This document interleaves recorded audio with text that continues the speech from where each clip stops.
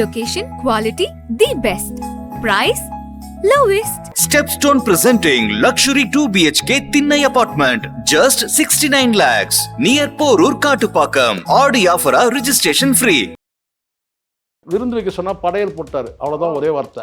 75 வயதில் வந்து 172 படம் கடந்து இந்த படத்தில் ஏதோ வந்து சம்பவம் செய்வார்னு பார்த்தா, படத்தில் சம்பவம் செய்வார் பார்த்தா படம் முழுசுமே சம்பவமாக இருக்கும். எனக்கு வந்து பார்த்தீங்கன்னா எழுந்து வெளியே போகலான்னு இருக்குது, பாப்கார்ன் சாப்பிட்லான்னு இருக்குது. பாப்கார்ன்லாம் நீங்கள் சாப்பிட முடியாது வாங்கினீங்கன்னா, இது அப்படியே வாங்கி அப்படியே வச்சுட்டு தான் இருக்கணும். ஏன்னா அந்தளவுக்கு வந்து ஸ்க்ரீன் பிளே வந்து ஸ்பீடு. ஒரு காட்சியும் டூப் வந்து போட்டிருப்பாங்க ரஜினிக்குன்னு சொல்லிட்டு. டூப்பே இல்லை. ஏன்னு கேட்டிங்கன்னா எல்லாமே டைரெக்டாக வந்து அவர் வந்து ஒரு சண்டை காட்சி உட்பட எல்லாமே சின்ன சின்ன சீன் கூட பார்த்தீங்கன்னா டைரெக்டாக அவர் ஃபேஸ் பின்பக்கமே கிடையாது. 10 பாட்ஷா சமம் தான். அவர் சொன்னது 10 தான் சொன்னார், 100 சொல்லலை. 10 பாட்ஷாக்கு சமம் சொல்றது உண்மை.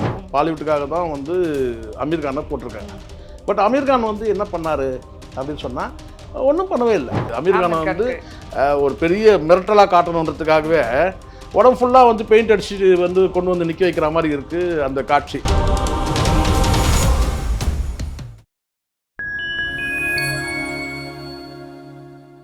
ஃபைன் டைம் சினிமா நேயர்களுக்கு வணக்கம். இன்னைக்கு நம்ம கூட நிகழ்ச்சியில் ஷேக்வாரா ஜெய்சங்கர் சார் நம்ம கூட இணைஞ்சிருக்காரு. சார் எக்ஸ்க்ளூசிவாக ஒரு இன்டர்வியூ என்ன அப்படின்னு பார்த்தீங்கன்னா, சார் கூலி படம் பார்த்துட்டு வந்திருக்காரு. ஸோ ரிவ்யூ தான் கேட்க போகிறோம். வணக்கம் சார். வணக்கம். வணக்கம் சார். படம் எப்படி இருக்கு சார்? ஆடியன்ஸ் எல்லாருக்கிட்டே எனக்கு மார்னிங் கேட்டு வந்தோம், உங்ககிட்ட கேட்குற எக்ஸ்க்ளூசிவாக எப்படி சார் இருக்கு படம்? ஏற்கனவே நான் சொல்லிட்டேன், ரஜினி சார் வந்து ஒரு mega super star, world wide super star. அதுக்கப்புறம் லோகேஷ் வந்து உங்களுக்கு தெரியும், ஸ்க்ரீன் பிளேயில் அடிச்சிக்க முடியாது. இந்த 2 பேருமே போதும். அனிருத் வந்து உங்களுக்கு தெரியும் மியூசிக்கில் வந்து, அதுவும் ரஜினிக்குன்னா வந்து இன்னும் கொஞ்சம் வந்து எக்ஸ்ட்ரா கேர் எடுக்கிறோன்னு சொல்லிட்டு நான் சொல்லவே பரவாயில்ல சொல்கிறாங்க. இந்த 3 சன் பிக்சர்ஸ் 100% வியாபாரிகள் அவங்க சொல்லுவாங்க இல்லையா, அல்ட்ரா பிஸ்னஸ் மேன் சொல்லுவாங்க, அவங்க தான் சரிங்களா, சுத்தமான வியாபாரிகள், 100% பிஸ்னஸ் மோட்டோம்.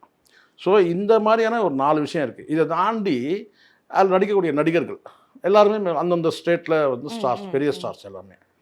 இப்போ இப்படி இருக்கும்போது இதில் வந்து ஒரு 2.25 மணி நேரம் ஒரு படம் கொடுக்கணும்னா, அதுவும் லோகேஷ் கனகராஜ் மாதிரி ஆட்கள் வந்து உங்களுக்கு தெரியும் வந்து கடந்த காலத்தில் வந்து சாதாரண நடிகர்லேருந்து நீங்கள் மாநகரம் எடுத்துங்க, கைதி எடுத்துங்க, ஸோ அதில் தொடர்ச்சியாக பார்த்தீங்கன்னா வந்து எல்லாமே வெற்றி தான். அப்போ அப்படிப்பட்ட வந்து எல்லாத்தையும் வந்து எல்லா வந்து ஐட்டங்களும் தூக்கி கொடுத்து நீங்கள் சமையல் பண்ணுங்கன்னு சொன்னால் எப்படி பண்ணுவார்? கடவுடலாக ஒரு விஷயமா தான் இருக்கும். விருந்து வைக்க சொன்னால் படையல் போட்டார், அவ்வளோதான் ஒரே வார்த்தை. நான் படம் நல்லா இருக்குது நல்லா இல்லைன்னு சொன்னால் சில பேர் காண்டாவாங்க, சரிங்களா. நான் ரஜினி வந்து சாரோட சில தனிப்பட்ட நடவடிக்கைகளை நான் விமர்சனம் பண்ணியிருக்கேன். இப்போது வந்து வெளிப்படையாக இங்கே சொல்லிடுறேன். இப்போது அம்பானி குடும்பத்தில் போய் அவர் வந்து டான்ஸ் ஆனார், நான் விமர்சனம் பண்ணியிருக்கேன், கடுமையாக விமர்சனம் பண்ணியிருக்கிறேன். ஆனால் அதே சமயத்தில் ஒரு நடிகர் ஒரு சூப்பர் ஸ்டார்ன்னும் போது ஏன் அரசியலுக்கு வரும்போது கூட இவருக்கு எதுக்கு தேவை, வேண்டாத வேலை அது அப்படின்னு சொல்லி நான் சொன்னேன். ஏன்னா ரஜினி அவர்களுக்கு வந்து பெருசாக கோடியாக சம்பாதிக்கணுன்ற எண்ணம்லாம் கிடையாது. அப்படிப்பட்ட ஒரு மனிதர் வந்து இந்த கொள்ளையடிக்கிற கும்பலோடு சேர்ந்து எப்படி அவர் ட்ராவல் பண்ணுவார்னு சொல்லி கூட நான் எதிர்த்து இருக்கிறேன். ஆனால் ஒரு நடிகராக வந்து ஒரு சூப்பர் ஸ்டாராக வந்து பார்த்திங்கன்னா ஒரு உழைப்பை வந்து கண்டிப்பாக மதிக்கணும். 75 வயதில் வந்து 172 படம் கடந்து இந்த படத்தில் ஏதோ வந்து சம்பவம் செய்வார்னு பார்த்தா, படத்தில் சம்பவம் செய்வார் பார்த்தா படம் முழுசுமே சம்பவமாக இருக்குது. இங்கே சில பேருக்கு மாற்று கருத்து இருக்கலாம், இதில் வந்து இது சரியில்லை, இங்கே கொஞ்சம் உப்பு கம்மியாக இருக்குது, இங்கே கொஞ்சம் புளி கம்மியாக இருக்குது, இங்கே கொஞ்சம் அது கம்மியாக இருக்குது, இது கம்மியாக இருக்குன்னு சொல்லிட்டு எதுவுமே கம்மியாக இல்லை, எல்லாமே நிறைவாக இருக்குது. படத்தில் வந்து எங்கே நம்ம வந்து அபூர்வ ராகங்களில் பார்த்தோமோ, 3 முடிச்சு பார்த்தோமோ, ஆடுபுலி ஆட்டத்தில் பார்த்தோமோ, அதே ரஜினியை வந்து நம்ம கண்ணு முன்னாடி கொண்டு வந்து நிறுத்திருக்கிறாங்க பிளாக் அண்ட் ஒயிட்டில். நீங்கள் பாட்ஷாவில் கூட நீங்கள் பார்த்துருப்பீங்க, வந்து ஃப்ளாஷ்பேக் வந்து உங்களுக்கு தெரியும், வந்து பிளாக் அண்ட் ஒயிட்டில் வராது. இதில் வந்து பிளாக் அண்ட் ஒயிட்டில் வந்து கால்கட்னா நாங்கள் டூரிங் டாக்கீஸில் வந்து படம் பார்த்தோம், அந்த ஃபீல் போயிடுச்சு. படம் வந்து ரொம்ப நல்லாயிருக்கும். நான் சொல்கிறேன், இந்த படத்தில் சில லாஜிக் வந்து சில வந்து தொய்வு இருக்குது, சில லாஜிக் கிடைக்குதுன்னு சொன்னீங்க. நீங்கள் லாஜிக் பார்த்தீங்கன்னா இன்றைக்கி படமே பார்க்க முடியாது. அந்த லாஜிக்கெல்லாம் வந்து ஒரு சூப்பர் ஸ்டார் வந்து பார்த்தீங்கன்னா சமன்படுத்துறாரு, அவ்வளோதான். சின்ன சொல்லலாம். இங்கே நிறைய ட்விஸ்ட் வச்சுருக்கிறாரு படத்தில். அப்படி இருக்கும்போது ஒரு சில லாஜிக் இது எப்படி அது எப்படின்னு சொல்லி கேட்டாங்கன்னா, இதெல்லாம் வந்து கேட்டாங்கன்னா திட்டமிட்டு நோண்டக்கூடிய நபர்கள் இருக்கிறாங்க இல்லையா. இப்போ ரஜினிக்கு புகழ் கிடைக்கிறத விரும்பாத சில பேர் இருக்கிறாங்க. ரஜினிக்கு வந்து எதிரியே இல்லைன்னு சொன்னால் சினிமாவில் சில பேர் இருக்கிறாங்கம்மா. எப்போவுமே அவங்க எதிரியே கிடையாது. விஜயகாந்துக்கு எதிரியே கிடையாது, ரஜினிகாந்துக்கு எதிரியே கிடையாது. ஸோ எதிரியே இல்லாத மனிதர்களுக்கு கூட பார்த்தீங்கன்னா சில பேர் வந்து என்னன்னாக்கா ஒரு காழ்ப்புணர்வில் கூட சொல்றாங்க. ஏன்னா எங்கேயாச்சும் தப்பு தப்பு கண்டுபிடி அறிமுகத்துல இருந்து வந்து நான் சொல்றேன், படத்துல வந்து பிரமாதமான வந்து ஒரு சொன்ன ஒரு மூவி குடும்பத்தோட போய் பார்க்கலாம். ஆபாசம் என்பது ஒரு துளியும் இல்லை. ஏ சர்டிபிகேட் வேற கொடுத்துருக்காங்களே சார். அதுதான் ஏ சர்டிபிகேட்னா இப்போ ஏ சர்டிபிகேட் நீங்க சொன்னீங்கன்னா நான் கதையை சொல்லக்கூடிய சூழ்நிலை வருது. எப்பவுமே கதையை சொல்றது ஊடக தர்மமா இருக்காது. என்னன்னா இப்போ ஏ சர்டிஃபிகேட்னா கேட்டினா ஆபாச காட்சிகள் இருக்கலாம், அல்லது வந்து கேட்டினா வந்து வன்முறை காட்சிகள் அதிகமாக இருந்ததுன்னா ஏ சர்டிஃபிகேட் கொடுப்பாங்க. இதில் வன்முறை காட்சிகள் காட்டிலும் ரத்தம் தெரிக்கிற மாதிரியான வன்முறை காட்சிகள் 1-2 காட்சிகள் தான் இருக்குது. அதில் வந்து நான் இல்லைன்னு சொல்ல மாட்டேன், 1-2 காட்சிகள் இருக்குது. அது கூட பெரிய அளவில் ரத்தம் தெரிக்கிற காட்சிகள் இல்லை. இதுக்கு நடுவில் வந்து பார்த்தீங்கன்னா சில ஸ்டார்கள்லாம் வராங்கல்ல, அந்த பக்கம் சௌபினா இருக்கட்டும், இந்த சைடில் வந்து உபேந்திரா இருக்கட்டும், நாகார்ஜுனா, அமீர்கான், இப்படி ஒரு பெரிய பட்டாளங்களே வச்சு வந்து கட்டி ஆண்டு இருக்கிறாரு லோகேஷ் கனகராஜ். பாராட்டு கூட உண்மையிலேயே அற்புதமான அருமையான ஒரு இளைஞர் வந்து லோகேஷ் கனகராஜ். நான் சொல்றேன், ஏன்னா கடுமையா உழைச்சிருக்கிறார்.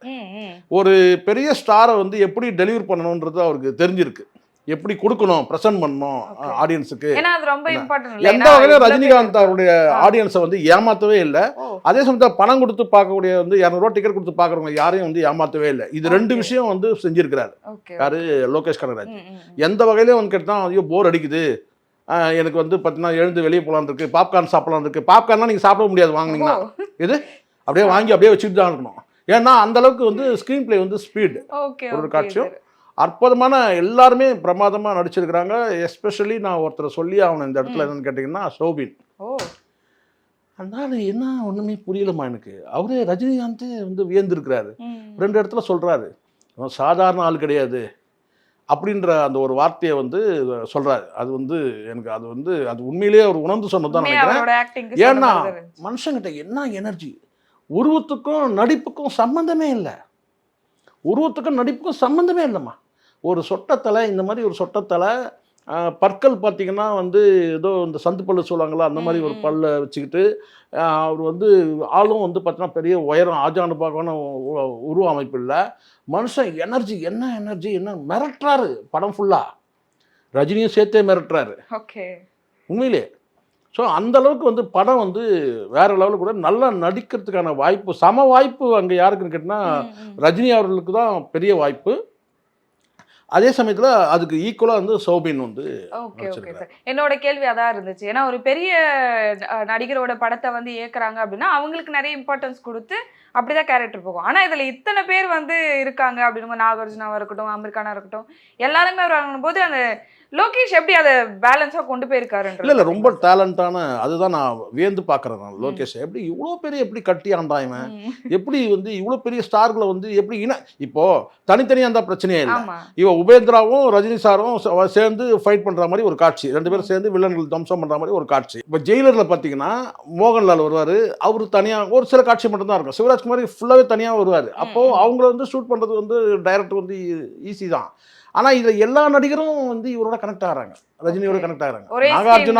நாகார்ஜுனாவும் இவரும் வந்து நேருக்கு நேர் வந்து ரொம்ப ஃபயர்ஃபுல் காட்சி மாதிரி, ரொம்ப பவர்ஃபுல் காட்சி, ஃபயர்ஃபுல் காட்சி. நாகார்ஜுனாவும் இவரும் மோதுறது, ரஜினிகாந்த் அவர்களும் மோதுறது. ஸோ அப்படி இருக்கும்போது அதே மாதிரி சௌபின்னும் இவரும் வந்து பார்த்தீங்கன்னா வந்து அதிக நேரம் வந்து ஃபோன் கம்யூனிகேஷனாலும் சில காட்சிகள் நடித்தாலும் ஃபோன்லேயே தான் நிறைய பேசுகிற மாதிரி இருக்குது. கடைசி காட்சியும் நடிக்கிறாங்க, கிட்டத்தட்ட ஈக்குவல் தான் வச்சுக்கோங்களேன். இப்போ இவங்களை எல்லாமே ரஜினியோட கனெக்ட் ஆகும்போது இது எப்படி இவர் வந்து பேலன்ஸ் பண்ணார், எல்லாரையும் எப்படி கொண்டு வந்தார் அப்படின்றது தான். இதில் இன்னொரு குறிப்பிட்டு நான் சொல்கிறேன், பல பேர் வந்து யாருமே உருட்ட முடியாமல் போயிடுச்சு. என்னென்னு கேட்டிங்கன்னா பரவலாக எல்லாரும் எதிர்பார்த்தது என்னென்னு கேட்டிங்கன்னா டூப் வந்து போட்டிருப்பாங்க ரஜினிக்குன்னு சொல்லிட்டு. டூப்பே இல்லை. ஏன்னு கேட்டிங்கன்னா எல்லாமே டைரக்டாக வந்து அவர் வந்து ஒரு சண்டை காட்சி உட்பட எல்லாமே சின்ன சின்ன சீன் கூட பார்த்தீங்கன்னா டைரக்டாக அவர் ஃபேஸ் பின்பக்கமே கிடையாது. ரஜினியை பின்பக்கம் காட்டுற காட்சி கிடையாது. எல்லாமே வந்து பார்த்தீங்கன்னா வந்து டைரெக்டாக அவர் ஃபைட் பண்ணுற காட்சிகள் கூட வந்து பார்த்தீங்கன்னா இப்படி சோட்டுறதா இருக்கட்டும், இப்படி அடிக்கிற எல்லாமே வந்து. அதனால் படம் வந்து கடுமையான உழைப்பு கொடுத்துருக்காரு லோகேஷ் வந்து பாடணும். இதை வந்து ஒருத்தரையும் தனித்தனியாக வந்து ஹீரோக்களை வந்து காட்டும் போது, வில்லன்களை காட்டும் போது, ஹீரோக்களை காட்டும் போது பிஜிஎம் தனித்தனியாக அடிக்கிறார். இது நாகார்ஜுனாக்கு, இது வந்து சௌபினுக்கு, இது வந்து பார்த்தீங்கன்னா வந்து அமீர்கானுக்கு. அது எவ்வளோ வேலை ஆகும் ரஜினி அவர்களுக்கு. ஒவ்வொருத்தருக்கும் ஒரு தனித்தனி பிஜிஎம் ஒவ்வொருத்தரை காட்டும் போதெல்லாம் மனக்கட்டு உழைச்சிருக்கிறாரு வந்து அனிருத். ஸோ சரியான டீம் ஒர்க்கு. பிச்சு படம் வந்து எப்படி போகுதுன்னே தெரியல ஃபர்ஸ்ட் ஹாஃப். செகண்ட் ஹாஃப் இதை விட ஸ்பீடாக போகுது. எங்கேயுமே தொய்வு இல்லைம்மா. சில பேர் சொல்கிறாங்க தொய்வுன்ட்டு, எனக்கு தெரியல. எனக்கு தெரியல எங்கே தொய்வு இருக்குன்னு எனக்கு தெரியல. சில இடத்துல தொய்வாக இருக்குது. அது வந்து திட்டம் நீங்கள் உங்களுக்காக வந்து ஒரு சோர்வு வந்தால் சொல்லலாம். 2.25 மணி நேரம் படம்ன்றதுனால உங்களுக்கு அப்படி தோணலாம். ஆனால் வந்து சில காட்சிகள் வந்து நாம் எதிர்பார்க்கிற காட்சி அங்கே இல்லை. போக முடியாது, அங்கே போயிட்டு நம்ம எதிர்பார்த்து போகிறது இந்த காட்சிக்கு பிறகு இதுதான் வரும்னு நம்ம ஒரு இமேஜின் பண்ணுவோம்ல, அந்த மாதிரி இது பண்ண முடியல. முதல் கதையே என்னன்னு பண்ண முடியவே இல்லை. இப்போ சத்யராஜுடைய மரணத்துலேருந்து தான் அந்த கதை தொடங்குது. இன்னும் சொல்லலாம் அதுக்கு முன்னாடி ஒரு மரணம் வந்து பார்த்தீங்கன்னா வந்து ஆர்பரில் நடக்குது. அதுதான் நிமிர்ந்து உட்கார வைக்குது. அதுக்கப்புறம் சத்யராஜோட மரணம், அதை தொடர்ச்சி தான் கதை பயணிக்குது.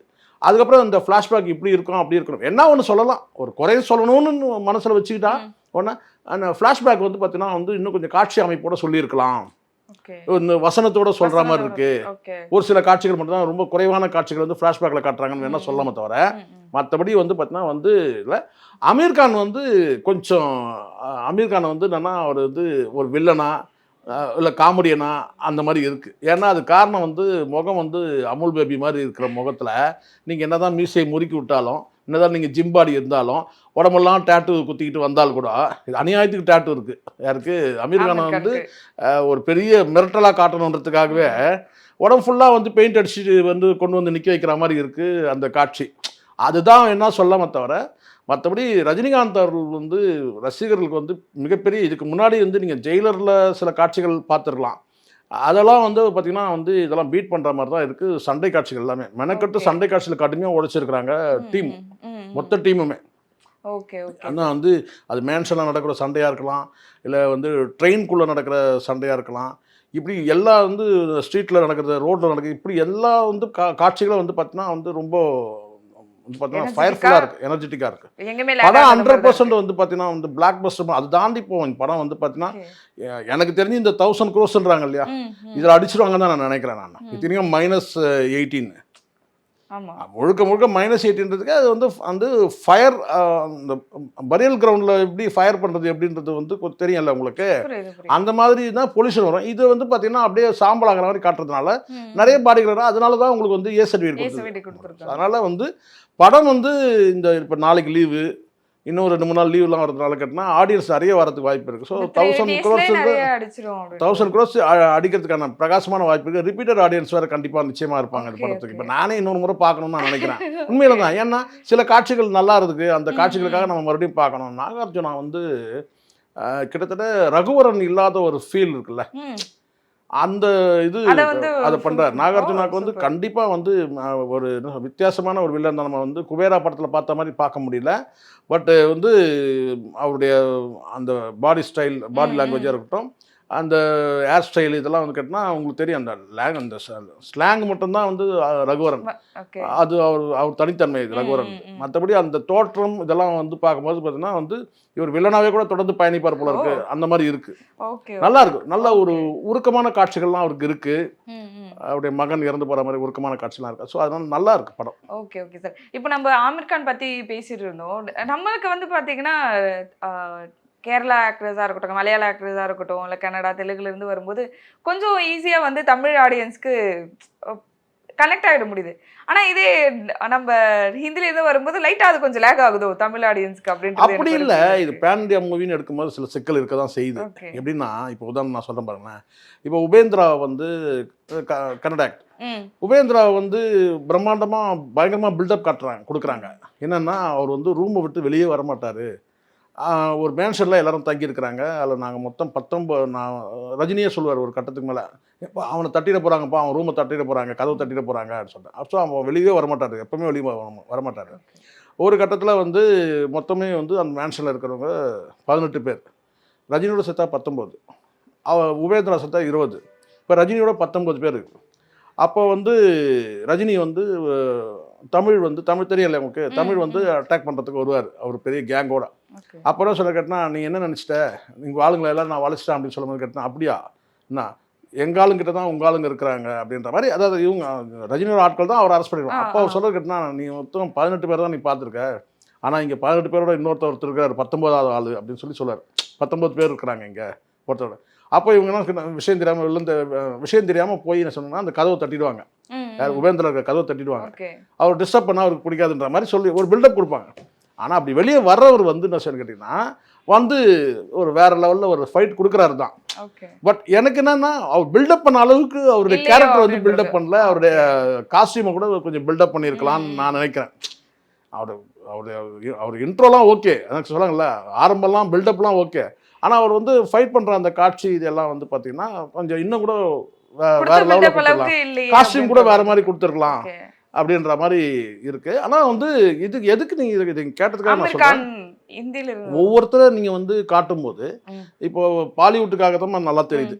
பாலிவுட்டுக்காக தான் வந்து அமீர் கானை போட்டிருக்காங்க. பட் அமீர் கான் வந்து என்ன பண்ணாரு அப்படின்னு சொன்னால் ஒன்றும் பண்ணவே இல்லை. வந்து ரஜினிக்கு வந்து ரஜினி ஏதோ வந்து இவர் வந்து பெரிய டஃப் ஃபைட் கொடுக்க போறாரு பார்த்தா அப்படி இல்லை, ரஜினி கிட்ட சரண்டர் ஆகிற மாதிரி இருக்கு. ஒண்ணுமே இல்லாம அந்த இடம் தான் கொஞ்சம் இது கொஞ்சம் அந்த இடத்துல வந்து கேட்டா வந்து அமீர் கானையும் வந்து ஒரு வந்து சண்டையில வீழ்த்துற மாதிரி காட்டியிருந்தால் கூட நல்லா இருந்திருக்கும் நான் நினைக்கிறேன். பட் அமீர் கானுக்கு மட்டும் வந்து நாகார்ஜுனாவுக்கு வந்து கொன்னவர் அமீர் கானை வந்து பார்த்தீங்கன்னா வந்து வான் பண்ணி விடுற மாதிரி இருக்கும். அவங்க அதுவும் அமீர் கானோட அவங்க அப்பா கிட்ட வான் பண்ணி விடுற மாதிரி இருக்கும் ஒரு காட்சி. அது ஃப்ளாஷ்பேக்கோட பொருத்தி பார்க்கறதால ஓகேன்னு சொல்லி கடந்து போயிடலாம். பட் இது ஒரு பெரிய குறையா சொல்ல முடியாது. வந்து படத்தோட வந்து கடைசி எண்டு லாஸ்ட் வரைக்கும் வந்து பார்த்தீங்கன்னா வந்து சௌபின் ரஜினி 2 பேர் நிற்கிறாங்க. ஸ்ருதிஹாசனும் நல்லா நடிச்சிருக்காங்க. அடுத்து ஸ்ருதிஹாசனோட கேரக்டர் தான் இல்லை இந்த படத்தில் நான் பார்த்த வரைக்கும் அந்த பொண்ணு இந்த படத்தில் வந்து நிறைய நடிக்கிறதுக்கு வாய்ப்பு கொடுத்துருக்காங்க. அவங்க ஏன்னா அவங்க தான் இதில் வந்து முக்கியமான ஒரு 3 பேரை வச்சு மையப்படுத்தி தான் சுற்றுது இந்த கதை. சௌபின் அண்டு வந்து ரஜினிகாந்த், சௌபின், ஸ்ருதிஹாசன் இவங்க 3 பேர் தான் முக்கிய 3 பேர். அடுத்தடுத்து 3 பேர்ன்ற போது வந்து எல்லாரும் வந்துடுறாங்க.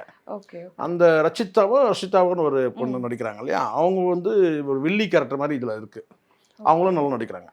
ஸ்ருதிஹாசனுக்கு இந்த படம் ஒரு ஸ்ருதிஹாசனுக்கு வந்து பார்த்தீங்கன்னா இந்த படம் நடிக்கிறதுக்கான வாய்ப்பு இருக்குது. கொஞ்சம் மெச்சூரிட்டியாக தெரியுறாங்க. நடிக்கிறதுக்கான வந்து வாய்ப்பு நிறைய சீனில் வந்து உங்களுக்கு தெரியல, வழக்கமாக ஒரு வசனம் பேசுவாங்க. உங்களுக்கு தெரியும், இந்த 7ஆம் அறிவுலேருந்து ஒரே மாதிரி தான் பேசிட்டு இருக்கிறாங்க. இதுலேயும் அப்படி தான் பேசுகிறாங்க. ஆனால் வந்து லோகேஷுக்கு பிடிச்சி வச்சு நடிப்பு நமக்கும் பிடிச்சி தான் போகணும், வேறு வழி கிடையாது. ஸோ அதனால வந்து நடிச்சிருக்கிறாங்க. ஆனால் பரவாயில்ல, மற்ற படங்களோட இந்த படம் பரவாயில்ல. இந்த படம் கொஞ்சம் ரொம்ப எல்டரா தெரியுறாங்க இந்த படத்துல. அந்த கேரக்டருக்கு ஏற்ற மாதிரி நினைக்கிறேன். ஒருவேளை ரஜினிகாந்த் அவர் மகள்ன்றதுனால கூட அப்படி காட்டிடலாம். ரொம்ப ரொம்ப குட்டி சுட்டி பொண்ணா காட்டக்கூடாது இல்லையா, சின்ன பொண்ணா காட்டக்கூடாது, அப்படி கூட இருக்கலாம். ஏ சர்டிஃபிகேட் கொடுத்துருக்காங்க அப்படின்னும் போது சின்ன பசங்களுக்கும் பிடிக்கும்ல, 18 இயர்ஸ்க்குள்ள இருக்கிறவங்களுக்கும் ரஜினி இந்த படம் பார்க்க முடியுமா? இல்ல எனக்கு அப்படிலாம் இல்லை. எனக்கு அது எனக்கு ஒன்றும் புரியல. இந்த சர்டிஃபிகேட் சென்சார் சர்டிஃபிகேட் எனக்கு ஒன்றும் புரியல. எவ்வளோ படங்களுக்கு வந்து உங்களுக்கு தெரியும்னு கேட்டிங்கன்னா வந்து -18 வந்து எவ்வளோ வந்து உங்களுக்கு தெரியும் நினைக்கிறேன். வந்து இதில் வந்து என்னன்னா அப்படி ஒன்றும் எதுவும் கொடூரமான காட்சிகள் எதுவும் இருக்கிற மாதிரி தெரியல. ஒரு வந்து ரத்தம் தெரிக்கிற மாதிரி இல்லை, ஒன்றும் பெருசாக ஒன்றும் கிடையாது.